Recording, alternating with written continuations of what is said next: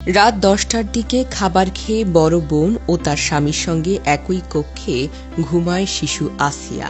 রাত ২:৩০টার দিকে বড় বোন ঘুম থেকে জেগে দেখেন ছোট বোন তার পাশে নেই, মেঝেতে পড়ে আছে। তখন শিশুটি বড় বোনকে জানায় তার যৌনাঙ্গে জ্বালাপোড়া করছে, কিন্তু বড় বোন মনে করে শিশুটি হয়তো আবোল তাবোল বকছে।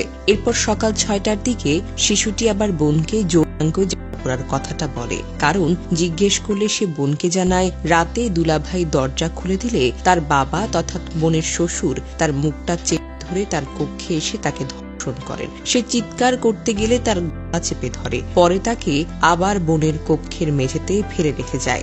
ঘটনা জানার পর শিশুটির বড় বোন তার মাকে মুঠোফোনে বিষয়টি জানাতে গেলে তার স্বামী মুঠোফোনটা কেড়ে নিয়ে তাকে মারধর করে। এ কথা কাউকে বললে সে শিশুটিকে হত্যার হুমকি দেয় এবং তাদের দুই বোনকে আলাদা দুটি কক্ষে আটকে রাখেন। সকালে এক নারী প্রতিবেশী বাড়িতে এলে বোনের ভাসুর দরজা খুলে দেন। তখন শিশুটির মাথায় পানি দিয়ে সুস্থ করানোর চেষ্টা করা হয়। সকাল ১০:৩০টার দিকে শিশুটি আরো বেশি অসুস্থ হয়ে পড়লে বোনের শাশুড়ি অন্য প্রতিবেশীদের সহায়তায় মাগুরা ২৫০ শয্যা বিশিষ্ট হাসপাতালে নিয়ে যায়। সেখানে গিয়ে মেয়েটিকে জিনে ধরেছে বলে চিকিৎসককে জানায়। তবে চিকিৎসক এবং অন্যান্যরা বিষয়টি টের পায় এবং শাশুড়ি হাসপাতাল থেকে পালিয়ে যান।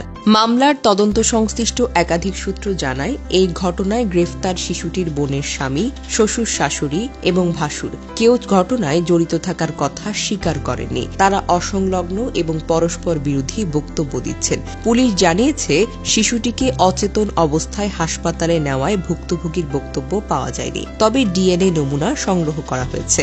শিশুটির বড় বোন সাংবাদিকদের বলেন, ২০ দিনের মতো আগে আমার সঙ্গে একটা ঘটনা ঘটে। সেদিন সন্ধ্যায় বাড়িতে কেউ ছিল না। আমি ঘরে আলো জ্বালিয়ে টয়লেটে যাই। টয়লেট থেকে ফিরে দেখি ঘরের আলোটা বন্ধ। হঠাৎ করে কেউ একজন আমাকে পেছন থেকে জড়িয়ে ধরে। আমি উচ্চতা এবং অন্যান্য বিষয় দেখে বুঝতে পারি সে তো আমার শ্বশুর।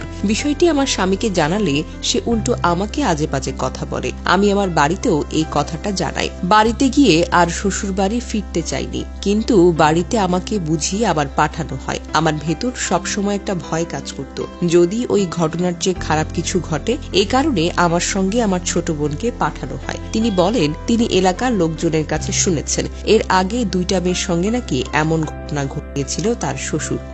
শিশুটির স্বজনরা জানান, শিশুটির বাবা একজন ভ্যান চালক, তার বাড়ি মাগুরায়। মাস 4 আগে শিশুটি বড় বোনের বিয়ে হয় মাগুরা সদরের নিচ নান্দুয়ালি গ্রামের রাজমিস্ত্রি হিটু শেখের ছেলে সজীব শেখের সঙ্গে। সজীবও একজন রাজমিস্ত্রি। কিছুদিন আগে শিশুটির বোনের বাড়িতে বেড়াতে যায় সে স্থানীয় সরকারি প্রাথমিক বিদ্যালয় 3য় শ্রেণীর ছাত্রী। শুক্রবার দুপুরে ডামেক হাসপাতালে গিয়ে দেখা যায় ২২৩ নম্বর ওয়ার্ডে শিশুটির পাশে বসেছিলেন তার মা। কাঁদতে ওয়ার্ডের গেটের সামনে অবস্থান করা স্বজনদের কাছে আসেন। কাঁদতে কাঁদতে এক স্বজনকে ধরে বলেন, আমার মেয়ে আর কথা বলছে না, ডাকলেও এখন সাড়া দিচ্ছে না। আমার মেয়েটার কি হবে? আমি ওদের ফাঁসি চাই।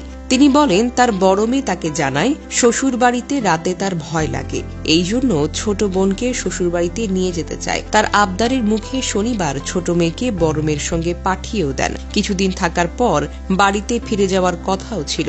বুধবার রাতে শিশুটি ধর্ষণের শিকার হয়। পরে গলায় কিছু পেঁচিয়ে তাকে হত্যার চেষ্টাও করা হয়েছে।